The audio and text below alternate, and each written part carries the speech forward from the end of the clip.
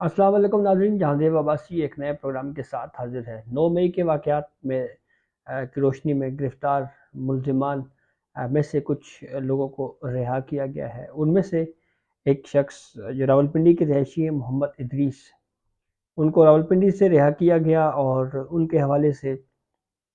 Interview کیا ہے ان سے سینئر جرنلسٹ ہیں مطیع اللہ جان صاحب، اور اس انٹرویو میں انہوں نے جو تحویل میں جو سلوک ان کے ساتھ فوج کی تحویل میں کیا جاتا رہا، جو کس طرح کا برتاؤ تھا، وہ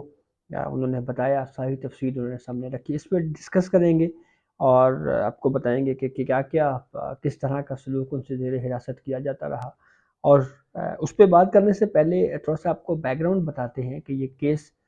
بنیادی طور کے اوپر یہ جو لوگ ہیں اب ان کو چھوڑا کیوں جا رہا ہے، اس کے پیچھے سپریم کورٹ آف پاکستان کا ایک آرڈر ہے۔ تو ہوا یہ کہ جب سیکنڈ فیز میں انٹرا کورٹ اپیلیں وفاقی حکومت اور صوبائی حکومتوں کی جانب سے دائر کی گئی سپریم کورٹ میں، جس میں سپریم کورٹ نے یہ فیصلہ دیا تھا کہ فوجی عدالتوں میں سویلین کا ٹرائل غیر آئینی ہے، اس فیصلے کے خلاف وفاق اور صوبائی حکومتوں نے انٹرا کورٹ اپیلیں فائل کی۔ اس کے اوپر بینچ بنا، بینچ نے پھر اس فیصلے کو سسپینڈ کیا اور پھر اس کے بعد ملٹری کورٹس کو ٹرائل جاری رکھنے کی اجازت دی، لیکن یہ مشروط کر دیا کہ جب تک ہم کیس کو کنکلوڈ نہ کر لیں اس وقت تک جو ہے وہ آپ سزائیں اناؤنس نہیں کر سکتے، یعنی سزائیں سنا نہیں سکتے۔ اور پھر اس کے بعد بیچ میں پھر یہ پروسیس بھی آیا کہ سپریم کورٹ کی جانب سے یہ کہا گیا کہ ایسے ملزمان جن کی کم سزائیں ہیں یا جنوں کو انویسٹیگیشن میں بے گناہ ثابت کیا گیا ہے، کم از کم ان کو تو عید سے پہلے رہا کریں۔ تو اس کے اوپر پھر اٹارنی جنرل نے کہا کہ لگ بھگ کوئی 9 کی فگر شاید بتائی کہ یہ افراد جو ہیں ان کی جو ہے وہ رہائی ہو سکتی ہے۔ تو سپریم کورٹ نے پھر اس حد تک آرڈر کو امینڈ کیا اور کہا جی کہ آپ اس حد تک سزائیں سنا سکتے ہیں جن کی کم سزائیں بنتی ہیں یا جو بے گناہ ہیں، تاکہ وہ ریلیف ان کو مل جائے۔ تو مشروط معاملہ تھا۔ اچھا، اس کے اوپر پھر جو لوگ رہا ہوئے ان میں سے جیسے میں نے آپ کو محمد ادریس کا بتایا، ان کی سہولیات کے اوپر آتے ہیں۔ ایک تو 10 ماہ تک وہ زیر حراست رہے، اور سلوک کے حوالے سے انہوں نے کہا جی کہ ہمیں بعد میں جو ہے وہ ہفتے میں ایک مرتبہ گھر والوں سے ٹیلی فون ایک گفتگو کروائی جاتی تھی، اہل خانہ سے ملاقات ہوتی تھی، اور ملاقات میں جو خواتین ہیں ان کے ساتھ ملاقات کے لیے الگ باپردہ بندوبست ہوتا تھا۔ کھانے کے حوالے سے انہوں نے کہا جی کہ بڑا زبردست کھانا تھا، اور میس میں جو افسران کھانا کھاتے تھے وہی کھانا انہیں ملتا تھا، پہلے وہ ہمیں کھانا دیتے پھر خود کھاتے، لیکن یہ بہرحال قید تو قید ہی ہوتی ہے جی۔ تو پھر انہوں نے مزید کہا جی کہ کپڑے جو ہے وہ ان کو پریس ہو کر وہاں پہ ملتے تھے، اور پھر اس کے بعد اخبارات اور ٹی وی وغیرہ کی سہولت نہیں تھی۔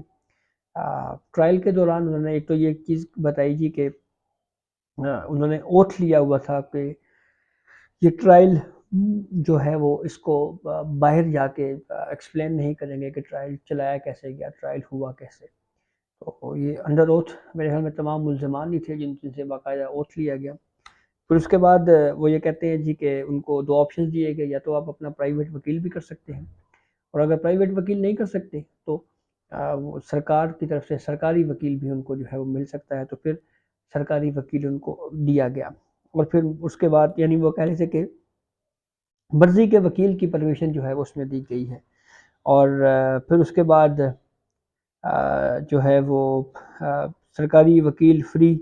میں ان کو دیا گیا، اور یہ وہ تمام سہولیات تھی، ملاقات وغیرہ گھر والوں سے، پھر اس کے بعد ٹیلی فونک رابطہ اور وہ ساری چیزیں انہوں نے بتائی۔ اچھا، ملٹری کورٹس کے حوالے سے کیس جو ہے وہ 24 اپریل کو سماعت کے لیے مقرر ہے، جیسے امین الدین خان کی سربراہی میں 6 رکنی لارجر بینچ اس کیس پر سماعت کرنے جا رہا ہے۔ تو جب یہ بات کی گئی کہ جب وکیلوں نے بھی اس بات کو ایڈمٹ کیا سپریم کورٹ میں کہ جو بے گناہ ہیں یا وہ جن کی کم سزائیں ہیں ان کو سپریم کورٹ جو ہے وہ اپنے آرڈر کو امینڈ کرے کہ جی وہ تاکہ رہائی پا سکیں یا ان کو رہائی مل سکے۔ تو اس کے اوپر پھر یہ ایک ڈیبیٹ بہرحال چلتی رہی ہے کہ کیا انڈائریکٹلی جن درخواست گزاران نے فوجی عدالتوں کے اختیاری سماعت کو سپریم کورٹ میں چیلنج کیا ہے، کہیں ایسا تو نہیں ہے کہ انہوں نے فوجی عدالتوں کے اختیاری سماعت کو تسلیم کر لیا ہے، یا اس بات کو تسلیم کر لیا ہے کہ وہ ٹرائل چلانے کے مجاز ہیں یا ٹرائل چلا سکتے ہیں، تو پھر تو کیس ہی ختم ہو گیا۔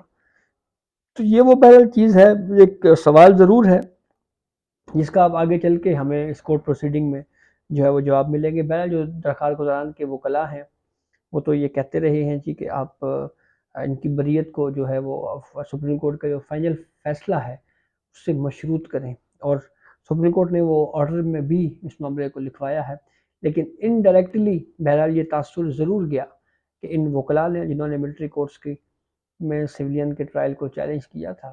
انہوں نے کہیں انڈائریکٹ آرمی کورٹس کی جو اختیار سماعت ہے کہیں اس کو تسلیم تو نہیں کر لیا۔ دوسرا جو اہم نکتہ ہے اس معاملے پہ وہ یہ ہے جی کہ یہ جو محمد ادریس نامی شخص ہے، یہ 10 مہینے کے بعد اس کو رہائی ملی ہے، اور ایک مشکل وقت تھا جو انہوں نے گزارا، اور جب بقول ان کے کہ جی وہ اس پرتشدد احتجاج میں شریک نہیں تھے، آفس سے چھٹی کر کے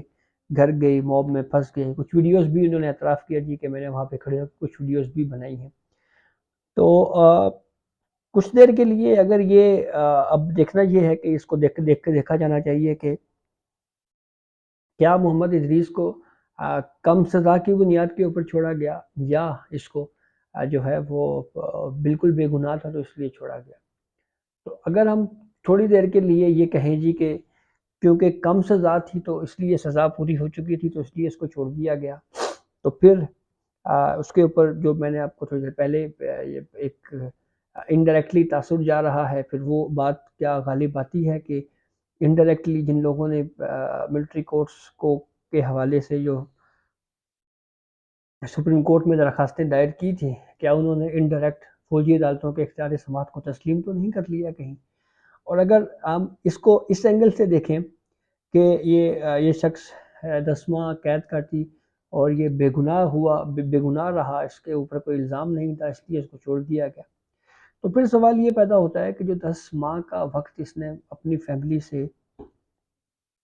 اپنے بچوں سے دور گزارا، پھر اس کا خمیازہ کون ادا کرے گا؟ جس قرب سے اس کے بچے، اس کے اہل خانہ اور یہ خود گزرا، پھر اس کا ازالہ کون کرے گا، اس کا مداوع کون کرے گا؟ یہ وہ اہم سوال بہرحال موجود ہے جو جس کا جواب ہم نے اب دیکھنا یہ ہے کہ کیسے اس کو ایڈریس کیا جاتا ہے سپریم کورٹ کی جانب سے، اور سپریم کورٹ اس معاملے کو کیسے دیکھتی ہے۔ کافی اہم معاملہ ہے۔ 2014-15 میں بھی سویلین کے اوپر جو ہے وہ فوجی عدالتوں میں ٹرائل کے حوالے سے آئینی ترمیم کے ذریعے جو ہے وہ ملٹری کورٹس قائم کی گئی تھی۔ اس وقت بھی سپریم کورٹ میں ڈویژن تھا اس معاملے کے اوپر، حالانکہ اس وقت دہشت گردوں کو ٹرائل کرنے کے لیے مخصوص وقت کے لیے، محدود وقت کے لیے جو ہے وہ فوجی عدالتیں قائم کی گئی تھی، کافی زیادہ کرٹیسزم ہوا اس وقت بھی۔ تو اب اس معاملے کو سپریم کورٹ کیسے دیکھتی ہے، کیا فیصلہ کیا جاتا ہے، یہ معاملہ کافی اہم ہو گیا ہے۔ تو یہ اب تک کی اپڈیٹ تھی جس سے ہم نے آپ کو آگاہ کیا، بہت شکریہ۔